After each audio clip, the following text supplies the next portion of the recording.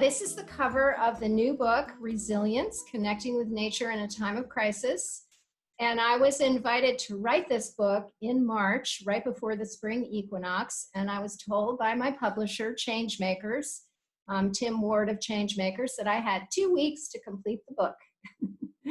And I usually take years to write a book, so this was a very new experience for me.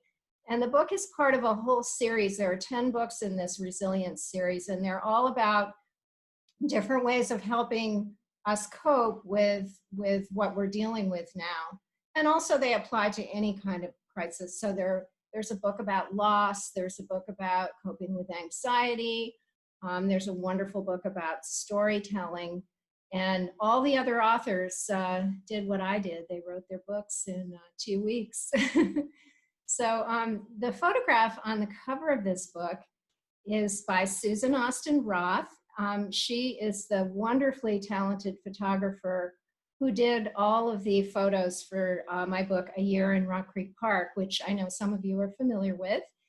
This is a picture of Rapids Bridge, which is one of the charming footbridges in Rock Creek Park that was built in the 1930s. It was a New Deal project. And the woman in the red jacket on the bridge is Kate Maynor, who I believe is on this call. Is she on the call, Diane? I don't know, I have to check. But if you are, hi Kate. Is Kate here?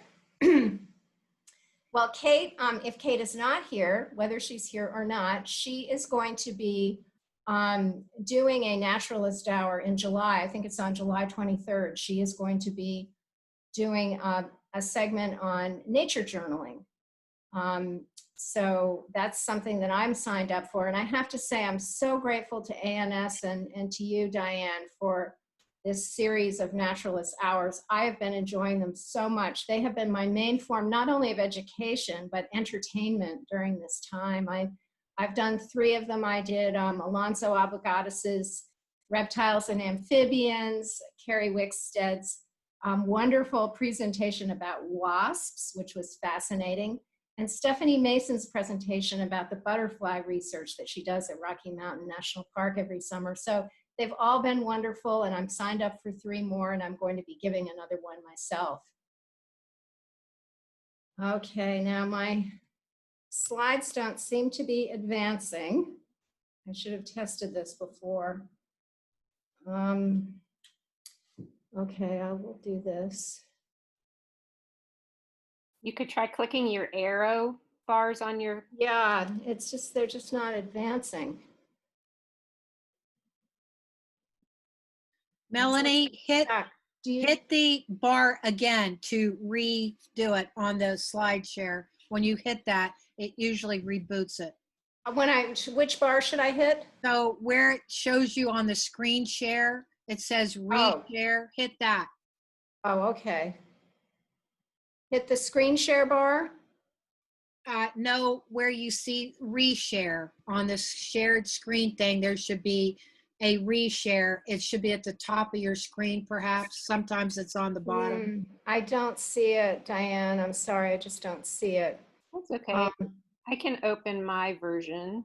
Hold on. Yeah, that might be the best plan. So sorry. It's okay. Zoom is an adventure for all of us.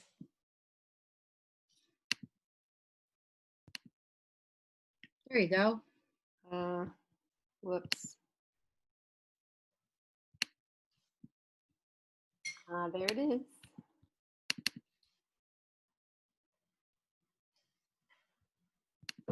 Wonderful. So I will just let you know when it's time to advance. So next slide. Thank you.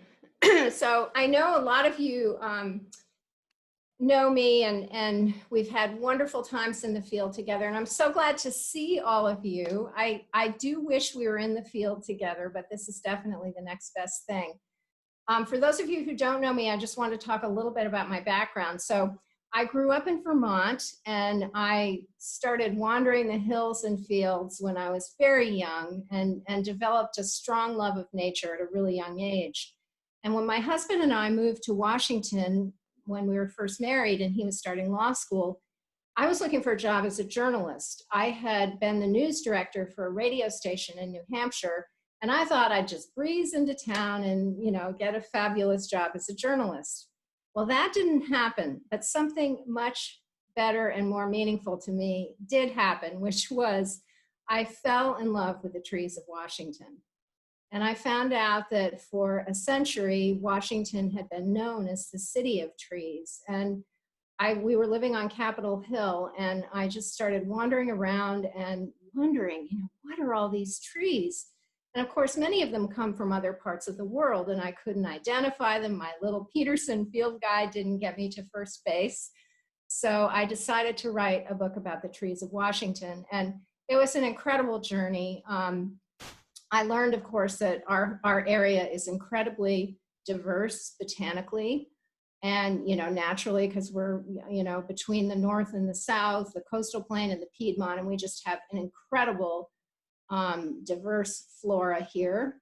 And then people have brought their favorite trees from all over the world. So, and diversity is only part of the story. The trees are incredibly historic. Our founders were tree lovers. George Washington, Thomas Jefferson, Frederick Douglass loved nature and trees. So I learned all about this, and I put it into my book, City of Trees, which came out when I was still in my 20s. Next slide. And then all the books that I've written since, well, most of the books I've written since have really been about my backyard. So City of Trees, we're living on Capitol Hill. That was my backyard. And then my husband, Jim, and I moved out to Sugarloaf Mountain, and that's where our two children grew up. And I wrote 2 books about Sugarloaf Mountain, one about the plants and one a more general guide to the mountain. And then we moved back to town. We live in Chevy Chase now. And Sugarloaf Mountain was my wild refuge for 20 years. Then when we moved back to town, I fell in love with Rock Creek Park and wrote the book A Year in Rock Creek Park. And then my most recent book that's coming out this summer is called Finding Solace at Theodore Roosevelt Island.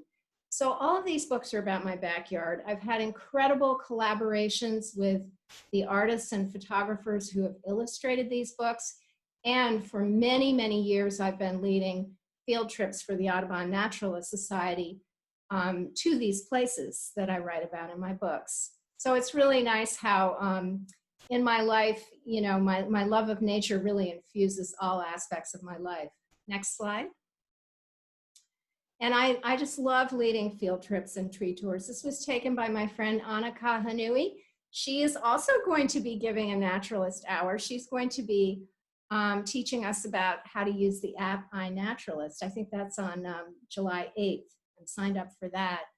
And she and I have done a lot of field trips together. She and her partner, Stella Tarnay, have started an organization called Capital Nature. And I'm on the advisory board of that. Next slide. And then a few years ago, I was leading a field trip for ANS in Rock Creek Park. And Andrea Brown, who has been on many of my field trips, and I know some of you know Andrea, she is a delight. And she brought me this article from Oprah's magazine about this thing called forest bathing that had started in Japan. And when I read that phrase, forest bathing, and I saw the description of it, which was simply immersion in the beauty and wonder of nature, it resonated with me so deeply that I became a forest therapy guide and learned all about forest bathing. And I went to Japan for three weeks on a forest bathing trip. I'll talk a little bit more about that. And I'm going to talk more about forest bathing as well. So this book, all the other books are about my backyard. They're all regional. This book has had much more of a global outing. Next slide, Diane. It's been published in Finnish. That's the Finnish edition on the left, and in Spanish. So that's really a testament to the fact that forest bathing, which started in Japan in the 1980s, has become really popular all around the world. Next.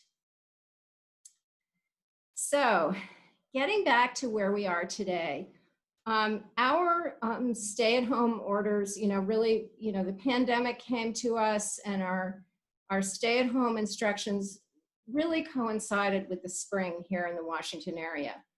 Right around the spring equinox is when we were asked to stay home, and our lives changed radically. Our horizons were narrowed.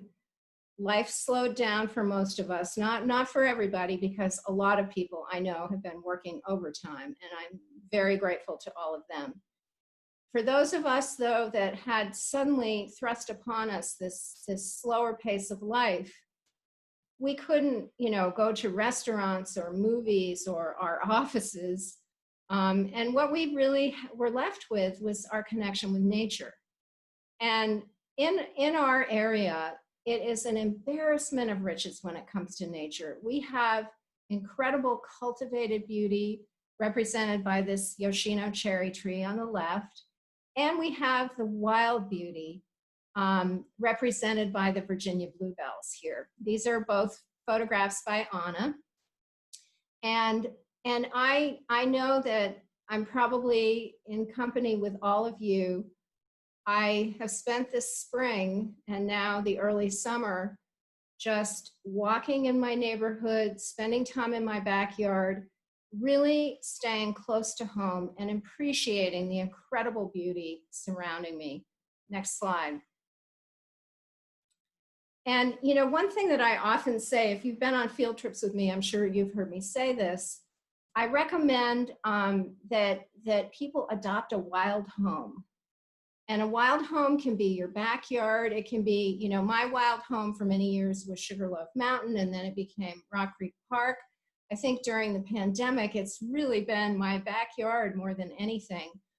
And the thing that's wonderful about a wild home is if it's close to where you live and you can go there often, you get to know it in all its different moods. You get to know it in all times of day, all kinds of weather, through the seasons. And this intimacy develops, and you develop a relationship with this place that is very much like a relationship with a person. When you first meet somebody, you learn their name, you gather impressions. Do they have a sense of humor? Are they warm? Are they intelligent? But it's when you get to know someone over time that you really learn all their dimensions. And the thing about familiarity is that you come to expect certain things, like when it's a wild home, you anticipate seasonal changes, the flowering in spring, the trees leafing out, the colors of autumn, the architecture of the trees in the winter. These are things that you expect and you love, but you're constantly surprised by the new. Very much like with a person who, you get to know their dimensions, but then they continue to surprise you. So I think a lot of people have had the chance during this time of limited mobility and a more expansive, less frenetic time to really get to know a wild home. Next slide. And, your wild home, like I said, it can be your backyard, it can be a park down the street, a little neighborhood park, a grove of trees, a meadow, just any place that is easy for you to visit time and time again. Next. This is my backyard. This is right behind my laptop is the view out the window. And that's my hammock. When we were first instructed to stay at home, one of the first things I did was to order a new hammock. I had worn out the old one. And I love lying in that hammock. Last night I lay out there under the crescent moon, watching all the fireflies. Those are roses exploding there. And my husband and I were so tuned into those roses. We noticed the first bud that popped, and we were out there all the time looking at them. We've got a little raspberry bush. We've been foraging for raspberries. We've just been, both of us, so connected to our backyard during this time. Next slide. And I want to share something from the book. These are, well, you can see, these are pigeons.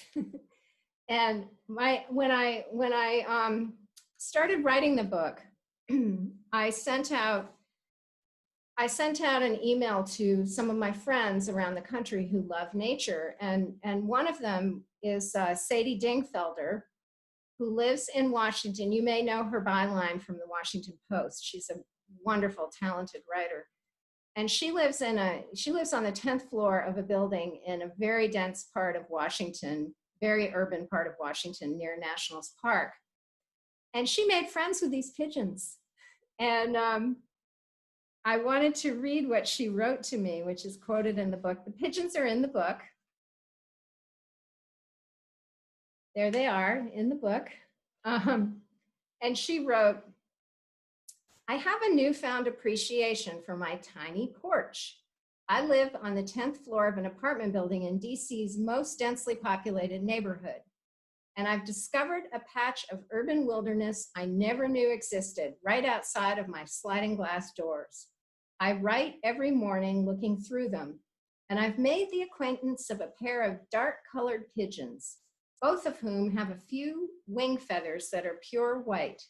When I'm on the occasional grocery run, I sometimes see that they too are out and about in the neighborhood.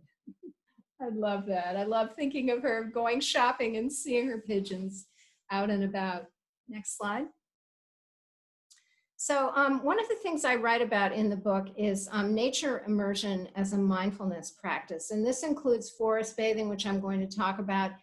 Any mindfulness practice that you do indoors, you can bring outside into nature, whether it's meditation, yoga, Tai Chi. And I know a lot of people have been doing that this spring and early summer. Next slide. So what is forest bathing, or Shindin-yoku, which is also known as nature immersion or forest therapy?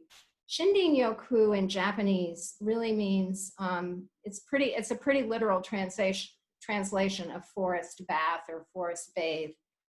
And in the 1980s, the Forestry Agency in Japan coined this term, and they wanted to encourage people, especially in Tokyo, which is a very intense urban environment, they wanted to encourage them to go out into the forests. Japan has beautiful forests, and just immerse themselves in the beauty and wonder of nature. Lie under the trees, wade in the water, smell the leaves, smell the flowers, smell the twigs, smell the, the wonderful fragrances coming up from the earth.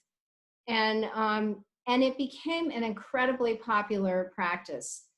People in Tokyo work even longer hours than we do here in Washington. And I think there's a phrase in Japanese that means death by work. And stress is a serious problem. And going out periodically into the forests has just been so good for mental and physical health in Japan. And it became popular all over the world, other parts of Asia, Europe, and here in North America. Next.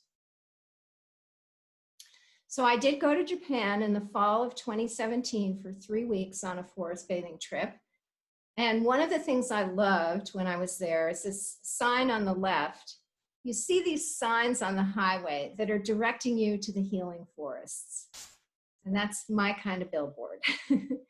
And on the right is a little tiny Shinto shrine. This was on the old route from Tokyo to Kyoto. And you'll often find sacred trees next to the Shinto shrines. And you can see there's a rope and tassels around, a rope with tassels hanging on the rope around this tree, which indicates that it is a sacred tree. And the love of nature is woven into all of the Japanese Shinto and Buddhist and folk and art traditions in Japan. And that love of nature really seeps into forest bathing. Next. So, I think that there's definitely a spiritual component to nature immersion or forest bathing or forest therapy. Forest therapy is also an evidence-based practice. Next. There's been health research done in Japan and all over the world, including here in our country, about the physical health benefits of spending time in nature. And these are proven health benefits that have been shown in study after study. Lower blood pressure, slower pulse rate, increased heart rate variability, that is a good thing. lower cortisol levels. Cortisol is a hormone that in high levels can indicate that you're under stress. And then this is really exciting, a boost to the immune system, an increase in NK or natural killer cells.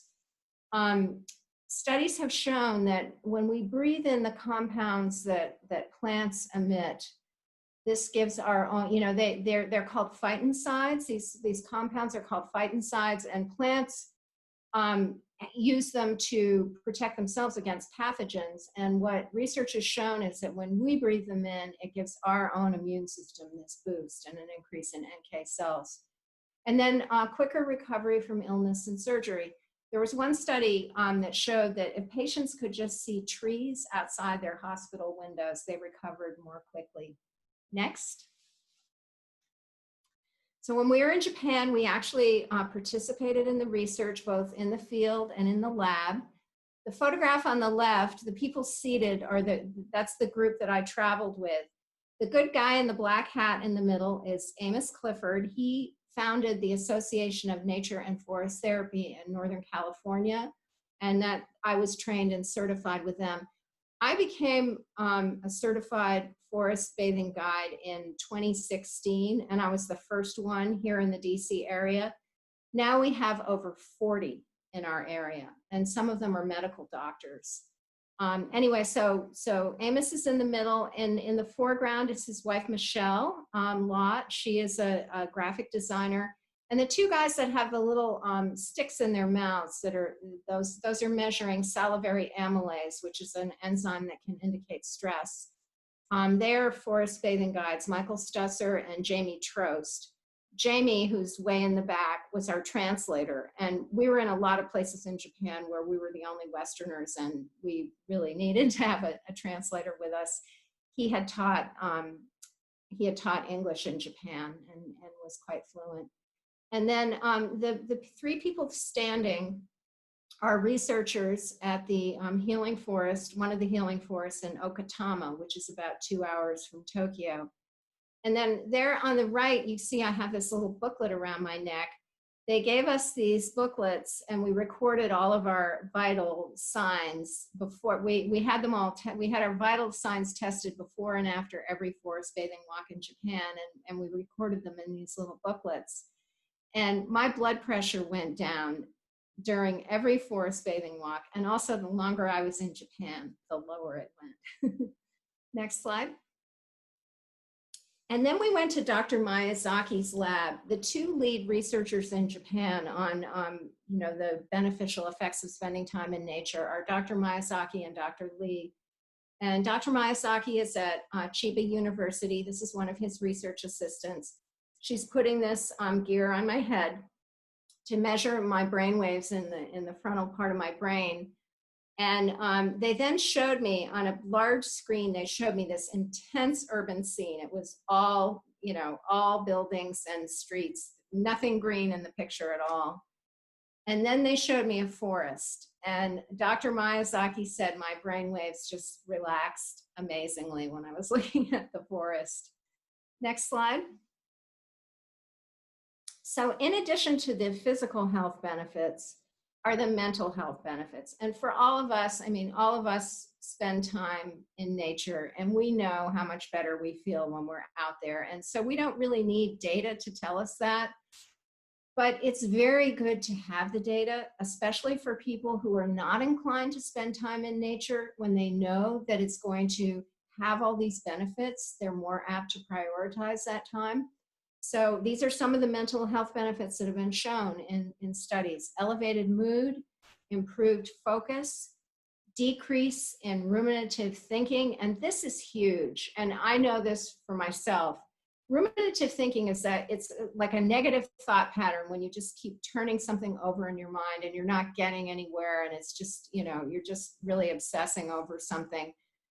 When you go out in nature, like if I'm doing that and I walk into Rock Creek Park, after about 20 minutes in the park, I've relaxed and just let go of that very unproductive thought pattern.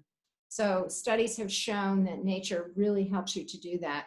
Relaxation, better sleep, and a boost in imagination and creativity. These are all benefits that have been shown.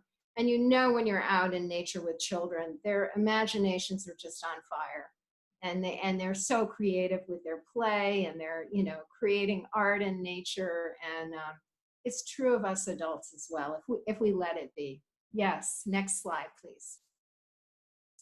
So in Japan, so Amos Clifford, who founded the Association of Nature and Forest Therapy, and I, the two of us were just green with envy over the infrastructure they had for forest bathing.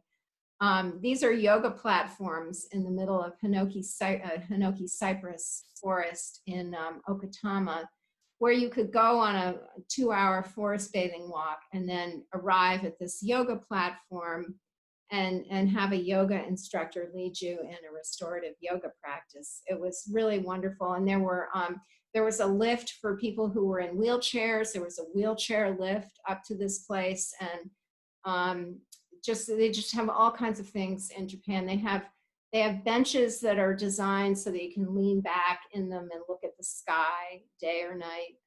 All kinds of things, you know, that are built to help you connect better with nature. Yes, next slide.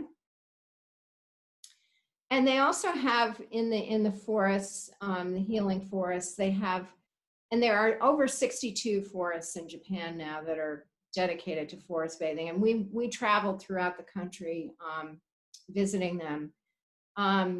So they have these signs that talk about the health benefits. This one is about what's called pink noise, which, you know, it's basically the sounds of nature. The sound of the breeze and the trees, flowing water, birds singing, all those sounds that help you to relax. Next slide.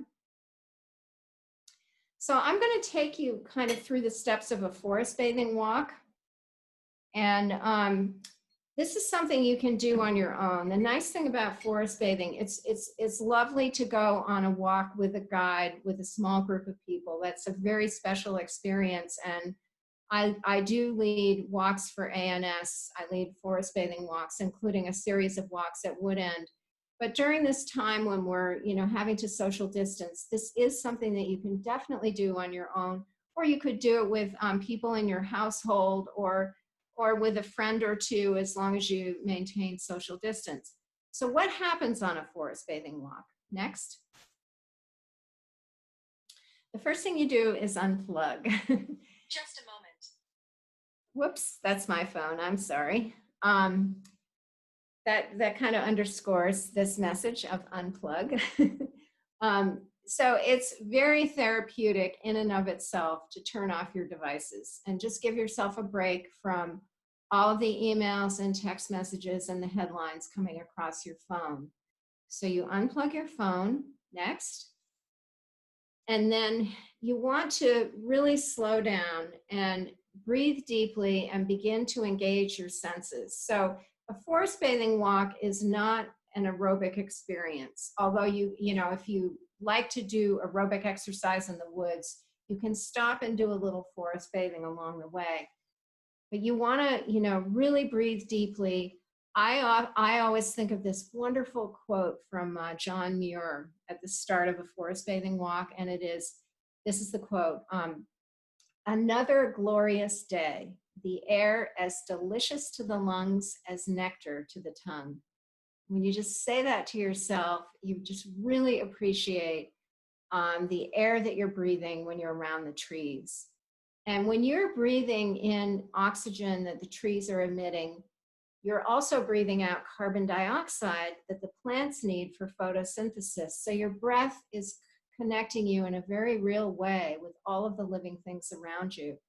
In addition to the oxygen that you're breathing in, you're also breathing in these phytoncides that I was talking about, the compounds that help plants protect themselves and help stimulate our own immune systems. Next. And then, you know, on a guided forest bathing walk, and you can do this yourself, it's really nice to kind of tune into each of your senses. So take some time focusing on sights. And when we're guiding, you know, as guides, when we're leading forest bathing walks, we'll often start after we've done some stationary breathing and settling into the place and really connecting. will ask people to notice what's in motion and just spend, 10 minutes or so noticing what's in motion. It sounds like such a simple thing, but it's a very powerful mindfulness exercise. You'll notice how fickle the breezes are, that you can't really figure out, why are these leaves over here dancing and these are still.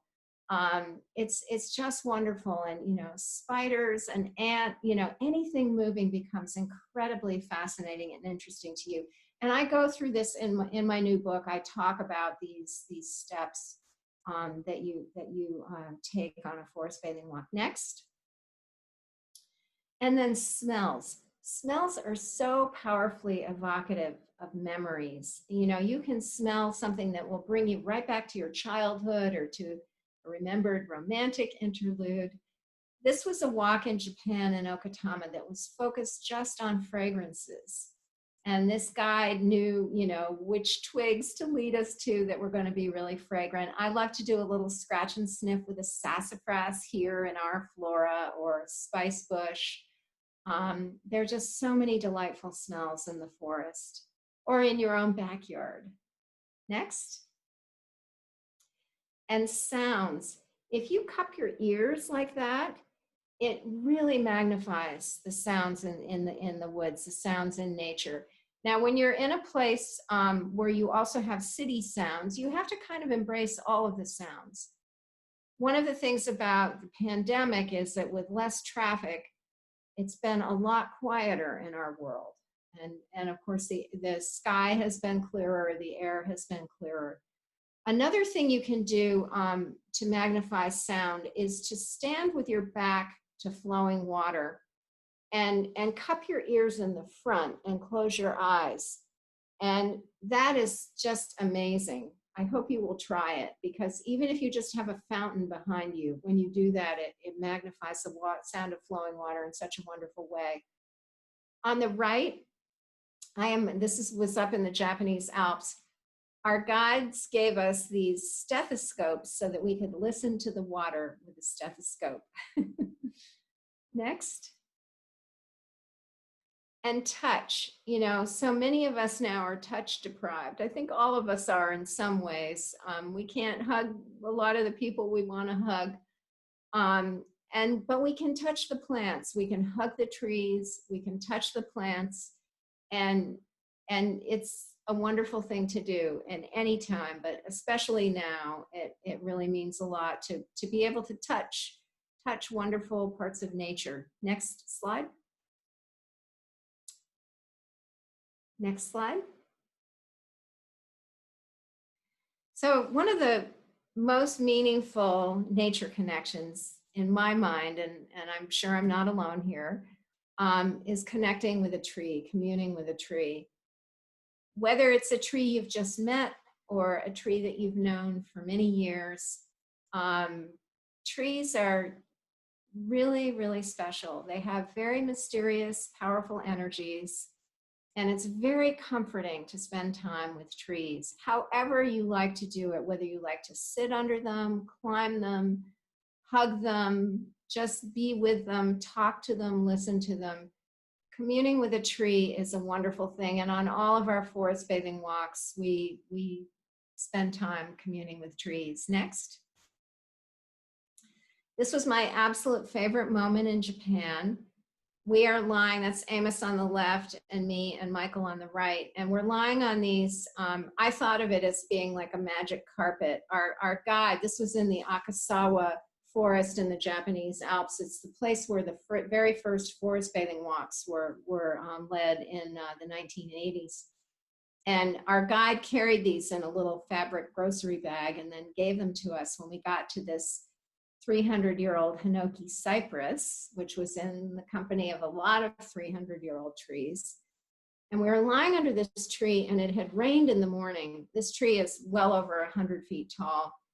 And it had stopped raining, but when the breeze blew, raindrops would fall from the crown of that tree all the way down and land on our faces. And you could lie there and watch them coming.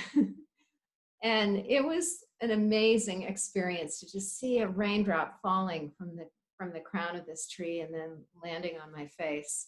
It was just one of those magical moments I will never forget. Next. And these were our guides up even further north in the Alps, north of Nagano.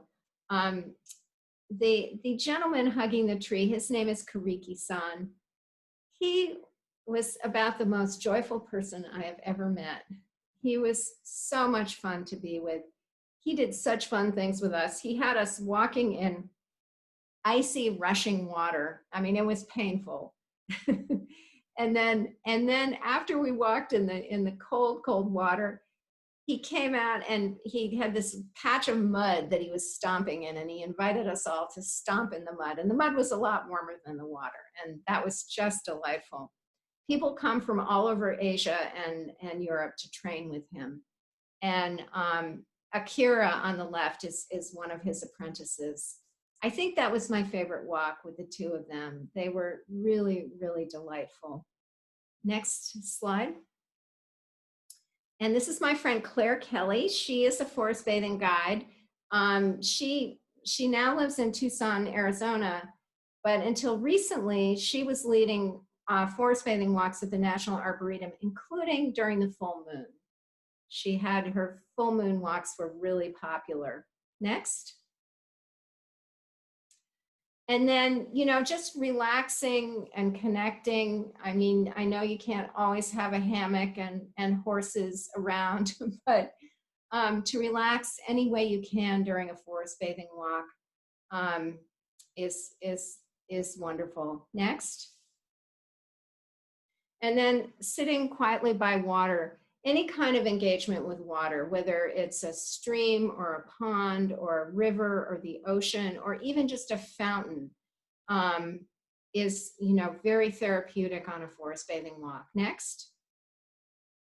And then you want to transition back to daily life. And when we're guiding walks, next slide, we have, you know, we usually have like a little tea ceremony at the end where we have a snack and some tea, either from wild forage plants, or often on my walks I'll serve pure maple sap from sugar maple trees in Vermont.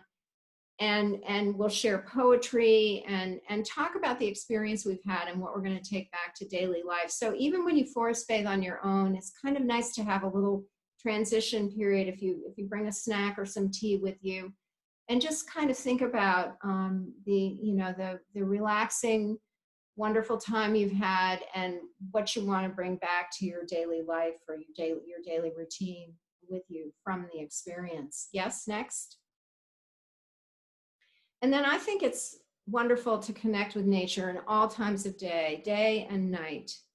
Next. And this is one of my favorite Thoreau quotes. It is worth the while to walk in wet weather.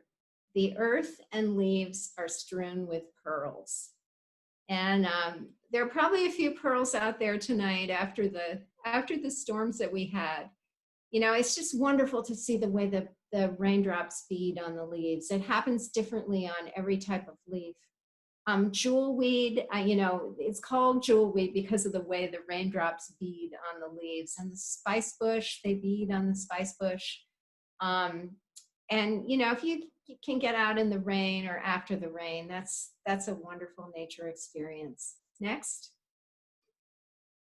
And then this is the best time to become a backyard naturalist.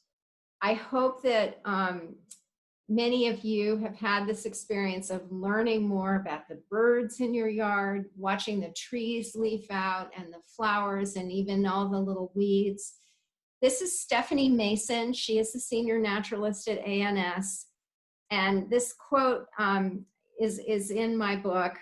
This is a quote from Stephanie. "You don't have to practice social distancing with a violet.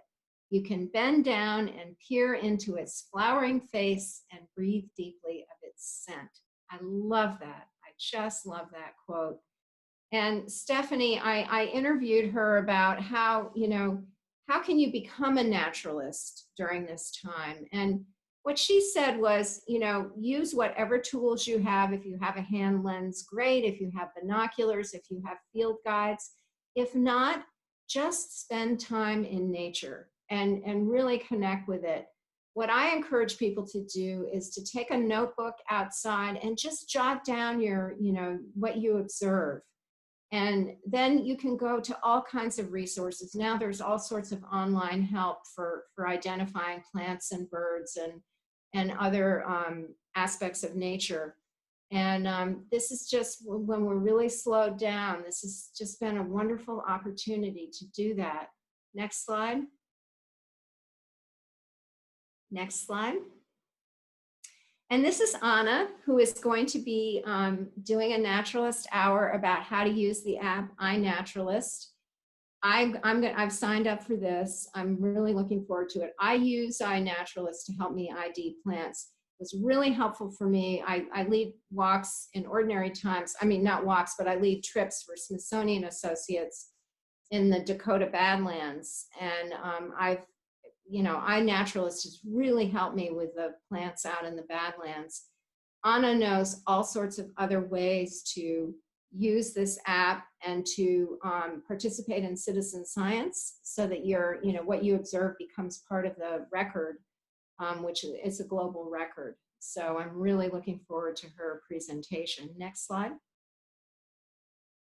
And then children, what can be better than spending time in nature with children? And I have a whole chapter in the book about family time in nature. And I interviewed Stephanie Bazzo, who is the ANS preschool director. She is just delightful. And not only is she a preschool director, but she has 4 little boys herself. And she gives shares wonderful ideas about things to do with children and nature. And she talks about how kids get their needs met when they're outside. If they need to run and jump, they run and jump. If they need to just sit quietly under a tree, they can sit quietly under a tree. One of my favorite things about being a mom was just when my children were little. My kids love nature now, and they're constantly sending me text messages and pictures about all their nature walks, which, warms my heart incredibly. When they were little, I loved just following them around the yard. My little boy would spend, an hour with a puddle. And I was very happy to spend an hour with a puddle if I had time to do so. Children they just come alive when they're in nature. Next slide. And then one of the things that I know a lot of people experienced was this desire to grow your own food. I just wanted to plant peas so badly on St. Patty's Day. I remembered that saying, plant your peas by St. Patty's Day. And that was one of the first, I think that might have been the first day we were instructed to stay home in Maryland. And I did plant a few vegetables and herbs in my yard. I think that the desire, it was a really multi-layered desire. It was the desire to dig in the earth, that just the comfort of the earth and to have the security of growing your own food. Next slide. And then foraging, and I started foraging. I have a little Peterson guide to edible wild plants, and I ate a lot of violets this spring, violet flowers and violet leaves. I ate a lot of redbud flowers. Foraging is something you need to know what you're doing. You have to be careful that you don't eat anything poisonous. Those are redbud flowers on the right. It's kind of hard to see because it's black and white. And now it's berry season, and I can't wait to get out to Sugarloaf. And I think the black raspberries are probably ripe now. Those are my favorites. And so, learning about wild foods and, just having that more direct connection with the earth around food, I think has been a really beneficial part of this time. I see that my time is getting it's getting late. So I'm going to speed up a little bit here, Diane. Next slide. So one of the exciting things happening now is that doctors are prescribing nature to their patients. Next slide. This is Dr. Robert Czar. He founded an organization called Park RX America. And this is he's a pediatrician, and this is a group of doctors who prescribe nature to their patients. That's his prescription pad. And I've been doing some talks with physicians that are part of Park RX America. And I love the work they're doing. Nature is free medicine. And it's so exciting that the medical profession is now taking this seriously. Next slide.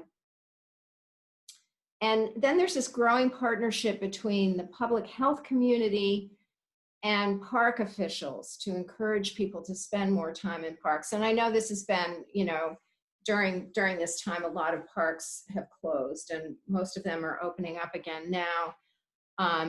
But, you know, so this kind of predates this particular moment in time. But this is just such a win-win to have park administrators and health practitioners get together and brainstorm about ways to encourage people to spend more time in nature. Next slide. So these are some of the places that I lead forest bathing walks. Rock Creek Park. Next. And then I lead in ordinary times, and I'm hoping in the fall again, I lead these forest bathing walks in the garden, the Enid Hopped garden behind the Smithsonian Castle. And that we're all sitting in a circle there having our tea ceremony and sharing Mary Oliver poems at the close of the walk. That is a garden within a garden. It's called the Moongate Garden. And then on the right, last year I led several walks forest bathing walks among the bonsai trees at the National Arboretum. And we're doing that ear cupping thing where we're standing with our back to the fountain, cupping our ears in the front and listening to the water flow. Next slide. I lead walks in the Botanic Garden. This is the outdoor garden. There's a wonderful native plant garden there, the regional garden. And I lead forest bathing walks there. Next slide. And this was a wonderful walk. This is Oxen Run, which flows into the Potomac River, and it's just so pristine and beautiful. And it's right near this industrial area, the impoundment lot, and you know, there's a bus depot and all this stuff. And then you get out on this trail. It's right on the border of DC and Maryland, and it's just beautiful. Next slide. And Wood End, forest bathing at Wood End. Those are prickly pears on the left in the Blair Native Plant Garden, and on the right is a sassafras tree. So I had to cancel my July walk at Wood End, but I'm hoping that by the fall we'll be able to do another forest bathing walk at Wood End. We'll probably have to social distance, but we'll try to make that work. Next slide. And then Sugarloaf Mountain. I hope you all have been able to get out there. I was able to get out there when the mountain laurel was blooming this spring, and it's just magnificent. The whole mountain is kind of one big bouquet when it's in bloom. Next. And I you know, in ordinary times, I lead forest bathing walks in June in Aspen for the Aspen Center for Environmental Studies. We do them barefoot in this aspen grove. And we even drink the water from the stream. Next slide. And then bison bathing, I couldn't resist that. When I lead these trips to Theodore Roosevelt National Park for Smithsonian Associates, it's in Western North Dakota, we do forest bathing. I mean, it's mostly a natural history and history trip, but we do some forest bathing too. Next slide. And then this is my wild home, Rock Creek Park. And I know a lot of you are familiar with Boundary Bridge, which is the little footbridge that takes you from Maryland into DC in Rock Creek Park. We've led many Audubon Naturalist Society walks there in all the seasons for many years. And I love this park in all the seasons. Next slide.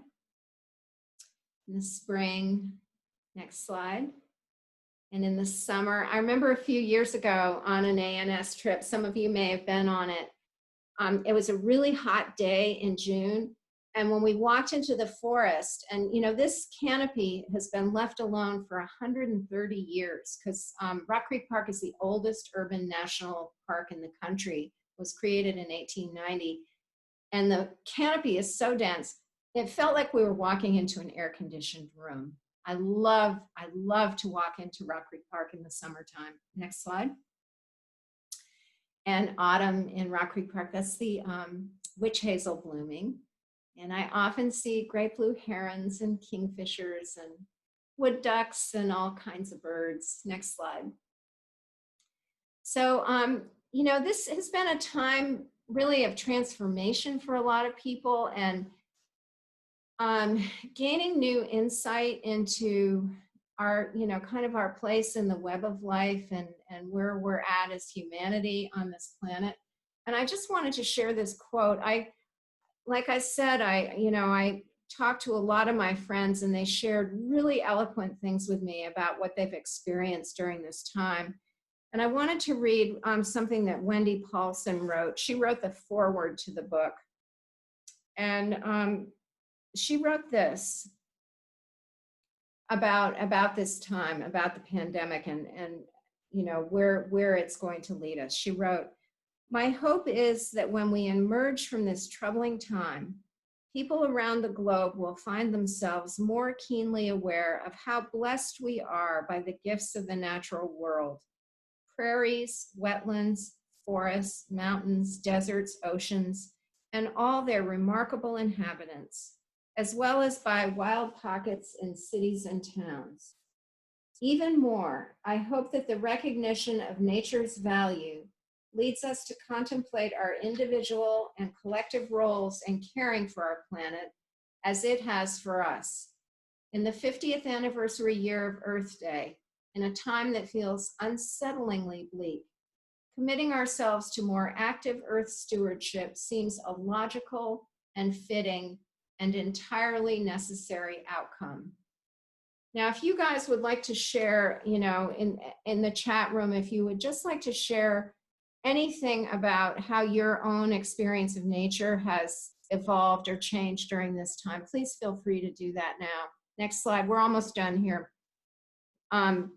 And I am just so blessed with friends that have been sharing photographs and reports from the field with me during this time. These are my friends. On the left is Sandy Willen, and on the right is Terry Markle. And they have just sent me, pictures of the trees on the Capitol grounds, the tulips at the Botanic Garden. Sandy sent this picture in the middle. That's the Eisenhower office building, executive office building. And that is a group, they're called Duck Watch DC. It's part of City Wildlife. And they're leading this family of Canada geese down to Constitution Gardens.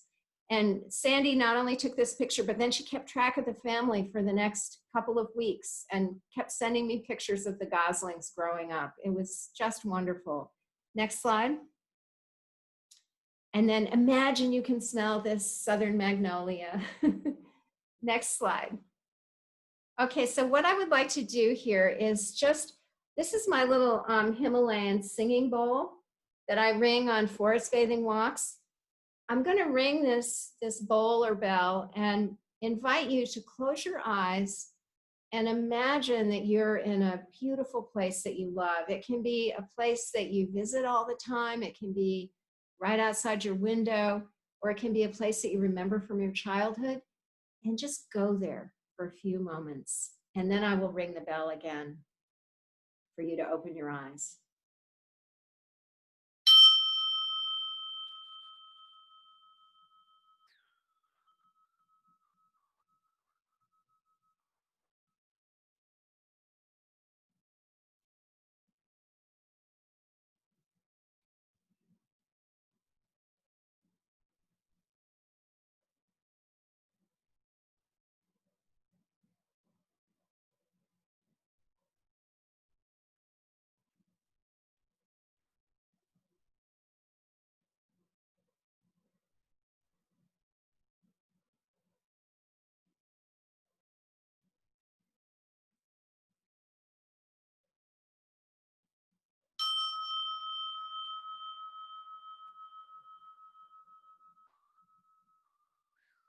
And if we have time, Diane, I'd just like to share this Mary Oliver poem. It's called When I Am Among the Trees.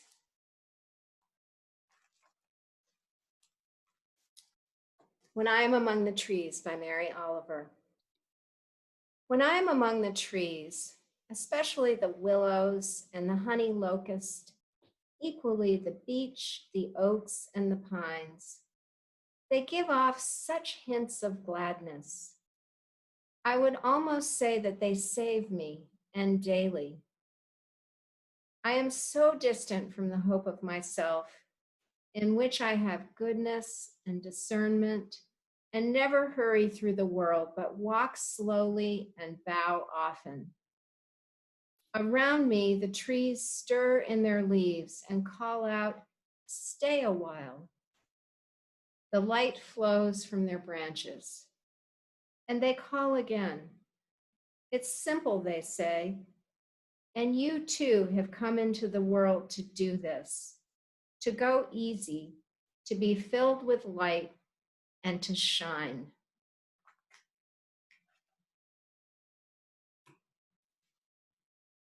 Next slide.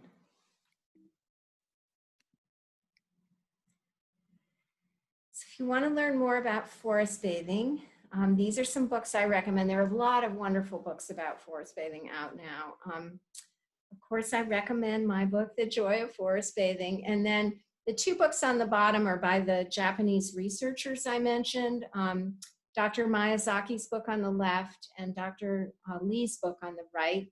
The book at the top in the middle is Amos Clifford's book. And then in the top right is a book by my friend Suzanne Bartlett Hackenmiller. She's an MD and a very active outdoor athlete. And she talks about ways that you can weave forest bathing into, mountain climbing, rock climbing, paddling, anything that you like to do that's more adventurous outdoors, how you can stop and do a little forest bathing along the way. So thank you guys so much. I look forward to being out in the field with you again soon. And I'll turn it over to Diane, who will maybe share from the chat room. Yeah, thanks, Melanie. I am going to stop sharing my screen so that we can all see each other again. Great. So if you click gallery view, you can see everybody except me. Let me come back. Yay, yay. Okay, so I can go ahead and read what's here. I've spent a lot of time in my own gardens of native plants. I've watched the flowers blooming and have noticed things I've never noticed before about each plant. Adria said that. I agree too. And I was just saying to my husband yesterday, I never noticed just how beautiful the milkweed smells when the flowers are blooming. Like, and I don't know if it's just this year, I'm like, it's never smelled so glorious. Oh, wonderful. Bob said, listening to you in my backyard, wonderful experience. Oh, if anyone else wants to share anything, you can unmute yourselves too. Feel free. yes, please do. Yes, I have a question. Great. This is Kate Maynor, who I've been talking about.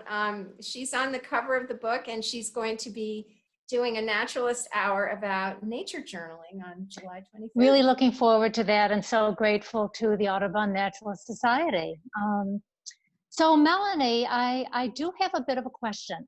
Several times I've heard you say when we've been doing forest bathing, and you might have said it earlier when I ran out and got my dinner, so forgive me if you did. But you've often said that forest bathing is more about being than IDing.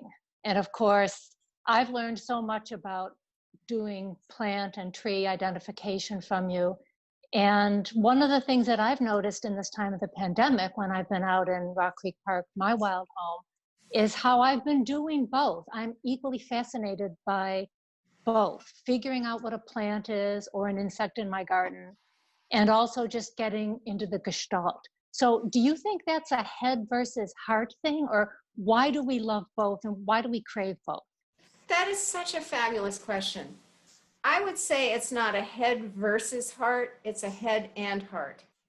And, both things are, I think for me anyway, equally valuable and meaningful and bring joy. And when I was in Japan, the forest bathing guides we had, they were very, they really created a meditative experience for us, but they all knew their plants really well. They knew, they knew how to ID them. They knew the medicinal and culinary uses of them. They understood ecology. I think being able to do both, just being and IDing is wonderful. And sometimes you're a little bit, more on one side than the other, but they're not antithetical at all, I don't think. But I think it is true that IDing plants keeps you a little bit more in your head, whereas pure forest bathing keeps you a little more in your heart. I think we need both now, don't we? I do too. I think we really need both. Absolutely. Thank you. Yeah. Sherry shared in the chat, I love my woods even more now, and I visit them with a connection I really did not have before, especially watching the tadpoles changing into croakers. Oh, how wonderful. Yeah. And I did want to share, because you mentioned a little bit about urban foraging. And I'm really excited because my friend Martha Weiss, who's a professor of biology at Georgetown, is giving a naturalist hour on July 16th on urban foraging. And she actually teaches a class on this at Georgetown, which she'll be teaching this fall. So she's amazing. So that'll be a Thursday evening, July 16th. I'm going to have to sign up for that one too. Yeah, it's going to be really good. She's really good at that. Yeah. Thanks, Yes, Melanie. you have a question? It's Carolyn. Yes, Carson's hi. last name. I was just going to jump in on one of the things I did beginning of the pandemic and continued and feeds me, and I hope others. I put a series of Facebook posts called Nature's Simple Gifts.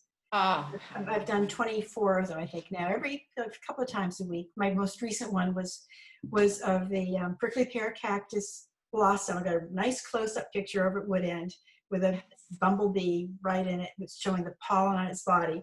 But it's been, I've been to Rachel Carson Park and many of the parks around here, doing a lot of hikes a couple times a week in the last couple of months. And just having that focus of nature's simple gifts has been a real source of pleasure for me. And I think a lot of my friends have commented on it. Opened up possibilities for them, for those who can't get out as easily as I can. that is wonderful. So thank you, Melanie. I was looking forward to going to Theodore Roosevelt Island with you. I signed up for that trip, and The kayaking trip? another time, yeah. Oh. And here's one last comment in the chat. Anita said, I'm having a hard time with the news. I have to go back to work. I've been working from home since mid-March, and I'm sad I'll miss watching the nature in my backyard.